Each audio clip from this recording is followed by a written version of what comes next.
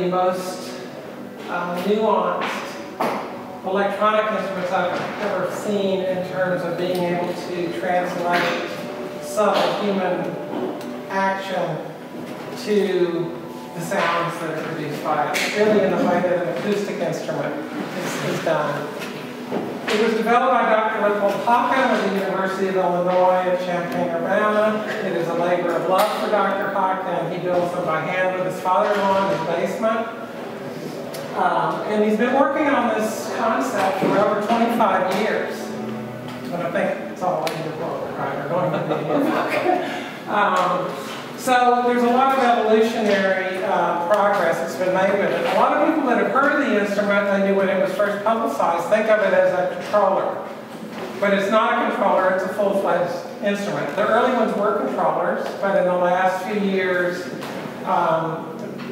Haken has teamed up with a Canadian composer and sound designer by the name of Ed Egan, and they have built a beautiful synthesizer that's integrated into the Continuum environment.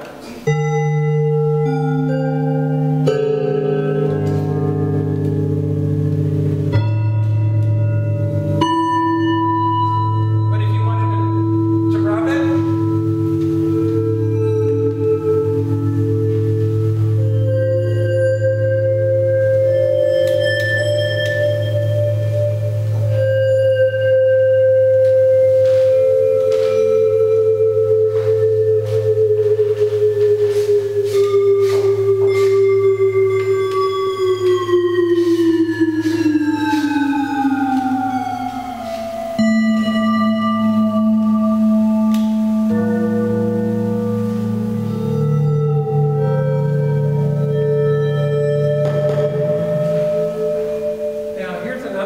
it's imitating a reed kind of instrument.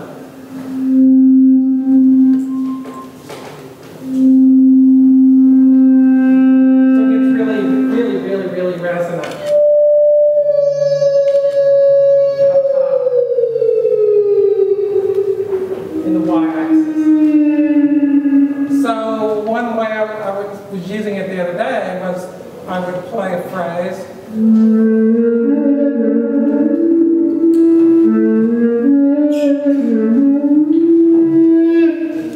Maybe bring it up there to that resonant frequency, the end of phrase. Maybe add a little delay line and make that echo out. A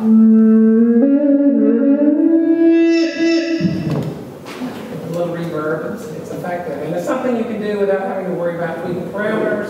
You just play it. Another thing is sometimes, in my experience, say playing in an ensemble, you're playing a synth and you're going, you know what, there's just not enough attack in this. This needs to cut through and be really sharper on the attack. And a lot of these patches, instead of looking for a patch that does that, you just adjust your technique. So maybe instead of just slowly coming into a note,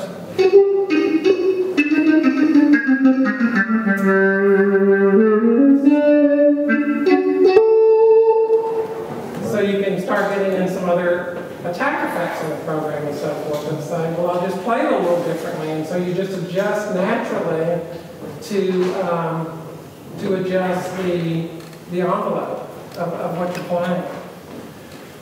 Then, now what you've been hearing so far has been mostly imitating other kinds of instruments and things. But you can get into atonal type things and some very complex programs. I'm going to show you one of my favorites. Here's one where if I play it lightly,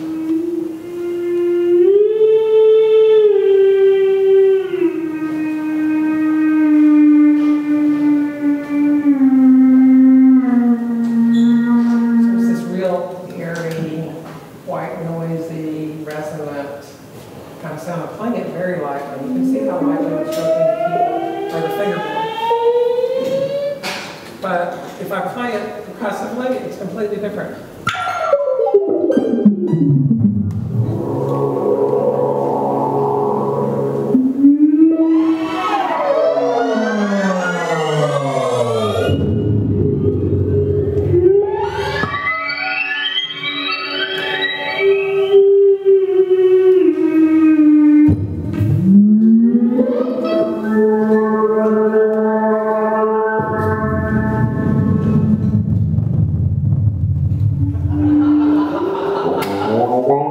One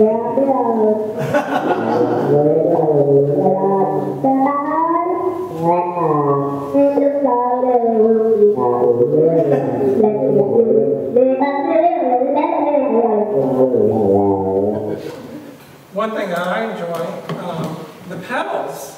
And if you look at the editor, one thing that's really nice is Ed Egan with this program he uses very much a matrix type of approach. And you can't see this right now, but he basically has the pedals over here, and then he's got these patch points, just like a schematic diagram, like hooking up a circuit.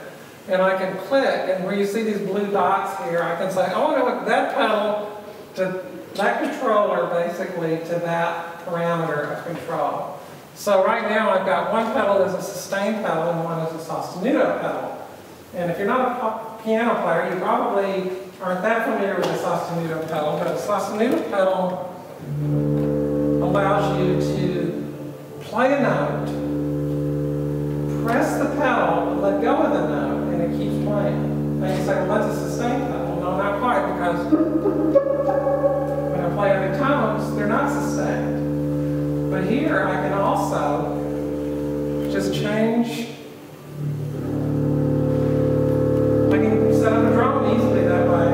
But if I want to back off on it, I just raise the pedal a little bit. So I can change the intensity of that.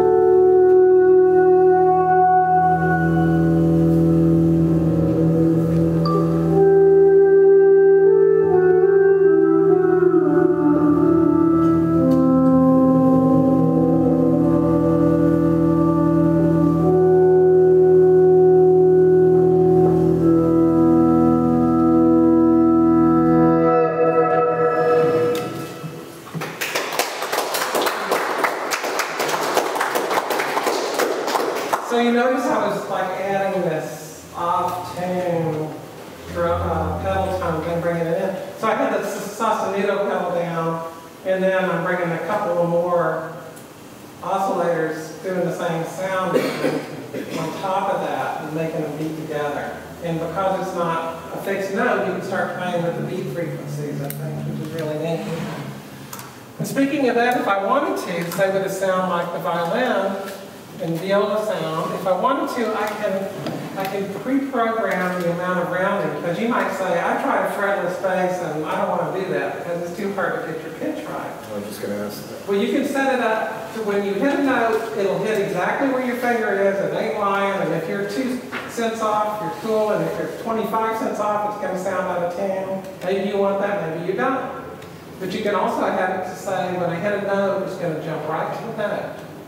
But then, once I hit a note, you can have it say, well, if I move my finger after I hit the note, it's going to go wherever it goes. Or I can say, if I move a finger after that, it's going to go, no, no, no, no, no, no. It's going to take me back to the note. So it's called rounding.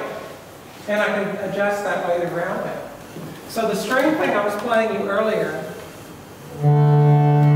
this is almost has a purity of tone, like a string with no vibrato, like you hear in like Renaissance music, you know, and it really evokes that. And so I set that patch intentionally to do that, like.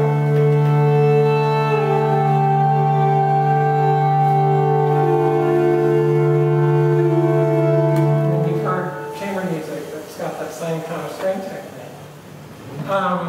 And then let me talk a little bit about the technology. I've never actually opened one up because it scares me to death, but there are several hundred bars across the surface.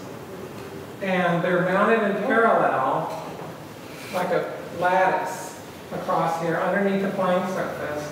And they're mounted on sensors that are very, very, very precisely machined to feel the pressure in the y-axis. So the y-axis will make the bar rock because they're mounted vertically like this, okay? And they're close enough together where if you touch your finger into one place, you'll probably be depressing maybe 2 or 3 of them at one time. But where there's more depression, there's an algorithm that interpolates all that and then is able to calculate exactly where your finger is. And that's how you get that amazing precision on the finger placement. So I'll show you, and again, a lot of it is just a stylistic thing on how you decide to play it. The touch is very light. Some amazing things you can do that are outside the realm of what you would normally think of. Like, here's one. Is Kevin here? He is. I'm going to have to play.